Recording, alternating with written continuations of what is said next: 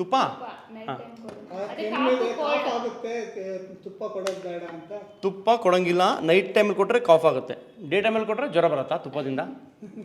ಇಲ್ಲ sir, coffee cold ಆದಾಗ fully avoid ಮಾಡ್ತೀನಿ. ಫುಲ್ಲಿ ಅವಾಯ್ಡು.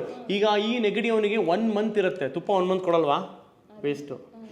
ತುಪ್ಪಕ್ಕೂ ಕೆಮ್ಮಿಗೂ ನೆಗಡಿಗೂ ಸೈಂಟಿಫಿಕಲಿ ರಿಲೇಷನ್ಶಿಪ್ ಇಲ್ಲ, ಕನೆಕ್ಷನ್ ಇಲ್ಲ.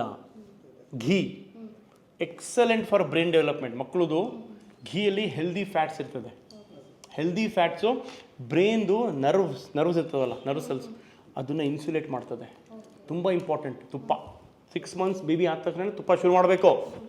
ಕೆಮ್ಮಿರಲಿ, ಸಣ್ಣ ಪುಟ್ಟ ನೆಗಡಿ ಏನೂ ಸಂಬಂಧ ಇಲ್ಲ. ಇನ್ನೊಂದು ಯಾವ್ದು ಹೇಳಿದ್ದು? ಬಾಳೆಹಣ್ಣು ರಾತ್ರಿ ಕೊಟ್ಟರೆ ನೆಗಡಿ ಆಗುತ್ತೆ. ಎಲ್ಲ ರಾತ್ರಿದೇ ಪ್ರಾಬ್ಲಮ್ ಮಾರ್ಯಾರ. ಇದು ರಾತ್ರಿ ಪಾಪ ಅವನು ನೈಟ್ ಆದ ತಕ್ಷಣ ಟೆನ್ಷನ್ ಆಗುತ್ತೆ. ಯಾಕೆ ಗೊತ್ತಾ? ತುಪ್ಪ ಸಿಗಲ್ಲ, ಬನಾನಾ ಸಿಗಲ್ಲ. ಯಾಕೆ ನೈಟ್ ಆಯ್ತು? ಅವನು ಮದುವೆ ಆಗಿ 2-3 ಮಕ್ಕಳಾಗಿ ಆ ಮಕ್ಕಳು ಮದುವೆ ಆದಮೇಲೆ ಅವಾಯ್ಡ್ ಮಾಡಿ. ನಾನು ಹೇಳ್ತೀನಿ ಸರ್, ಅದು ಏನ್ರಿ ಯಾಕೆ ಬನಾನಾ ಅವಾಯ್ಡ್ ಮಾಡ್ತೀರಿ? He is going to be 1 year. ನಾವು 11 ಮಂತ್ಸ್ ಆಗಿದ್ದೀರಿ ಅವನಿಗೆ. ಅಲ್ಲಿ ನೋಡ್ರಿ, ಅವನು ಬನಾನಾ ಕೊಡಿ. ಈಗ ಬನಾನಾದಲ್ಲಿ ದೊಡ್ಡ ಬನಾನಾ ಡೇಂಜರಸ್ ತಾನೆ? ದೊಡ್ಡ ಬನಾನಾ ಡೇಂಜರ್. ಹಾಂ, ಅಲ್ಲ ಏಲಕ್ಕಿ ಸೇಫು, ದೊಡ್ಡದು ಡೇಂಜರು. ದೊಡ್ಡದಲ್ಲಿ ಕಫ ಜಾಸ್ತಿ. 2 ಬನಾನಾ ಒಳ್ಳೇದೆ. 2 ಬನಾದಲ್ಲಿ ಪೊಟ್ಯಾಷಿಯಮ್ ಇರ್ತದೆ, ಗುಡ್ ಫೈಬರ್, ಡೈಜೆಷನ್ಗೆ ಒಳ್ಳೆಯದು.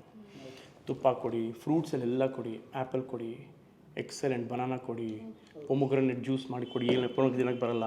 Papaya best. ಪಪಾಯ ಹೊಟ್ಟೆಗೆ, ಡೈಜೆಷನಿಗೆ, ಇಮ್ಯುನಿಟಿಗೆ. ಫ್ರೂಟ್ಸು ಸಮೇತ ತೊಂದರೆ ಇಲ್ಲ, ವೆಜಿಟೇಬಲ್ಸ್ ತೊಂದರೆ ಇಲ್ಲ. 1 ಇಯರ್ ಆಗ್ತಾ ಬಂತು, ಎಲ್ಲ ಕೊಡ್ಬೋದು. ಮೊಟ್ಟೆ ಬೇಯಿಸಿ ಕೊಡಿ.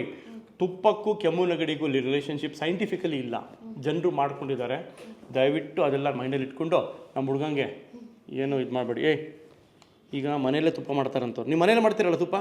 ಮನೆಯಲ್ಲೇ ತುಪ್ಪ, ಹೋಮ್ ಮೇಡ್ ತುಪ್ಪ. ನನಗೊಂದು kg ಬೇಕು, ಹೇಳಿ ನಿಮ್ಮ ಮಮ್ಮಿಗೆ ಕಳಿಸೋಕ್ಕೆ ತುಪ್ಪ. ಓಕೆ, ಬಾಯ್ ಬಾಯ್.